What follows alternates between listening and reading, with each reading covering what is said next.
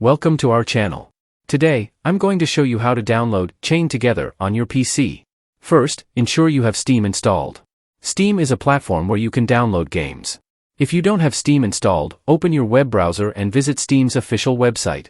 Click on the Install Steam button in the upper right corner of the page and follow the instructions to download and install the Steam client. Once Steam is installed, open it. If you don't have a Steam account, you'll need to create one. Click on Create a Free Account and fill in the required details, such as your email address and a secure password. After creating an account, log into Steam using your credentials. This will take you to the Steam interface. Now, in the top right corner of the Steam interface, you'll see a search bar.